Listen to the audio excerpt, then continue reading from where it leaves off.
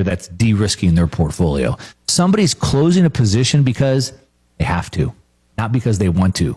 And the technicals back all this up, right? We just hit the lowest daily MACD reading in Bitcoin's history, lower than the COVID crash, lower than the FTX collapse, and yet the price is only down 33%, right?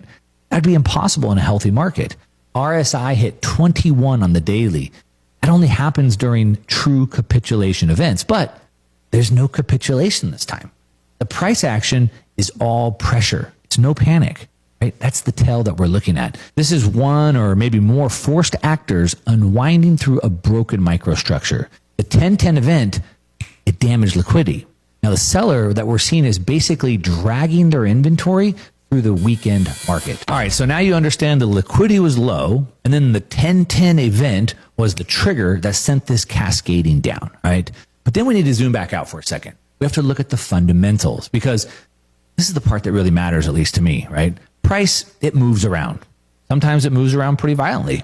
But if you care about the long-term outcome, and of course, that's what Buffett always tells us to look at, what I look at, then what actually matters is whether the asset you're holding is fundamentally getting weaker or stronger.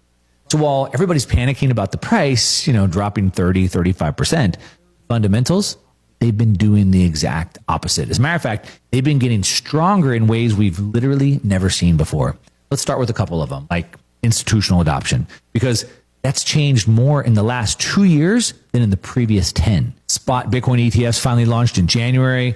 What most people don't realize is that these ETFs created permanent pipelines from traditional financial institutions into Bitcoin. I mean, we're talking pensions, endowments, insurance companies. We're talking about boring money, slow money, right? This is the exact opposite of the leveraged traders that blew up on 10-10. Then we have the credit side, which is something I've been talking about for a really long time. I mean, we have JP Morgan, one of the largest banks in the country, in the world, is now accepting Bitcoin as collateral for institutional loans. I mean, that's a massive milestone because it means Bitcoin has crossed the line from being just an asset that you can speculate with to actually being an asset you can borrow against. Now, once Wall Street starts accepting something as collateral, then it enters the credit system. Once it enters the credit system, demand becomes structural, not cyclical. And it's not just JP Morgan.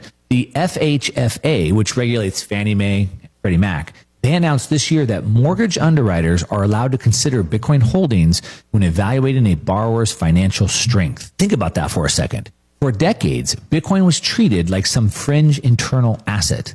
Now it's something that helps you qualify for a mortgage. I mean, that's a massive shift. It's a regulatory shift.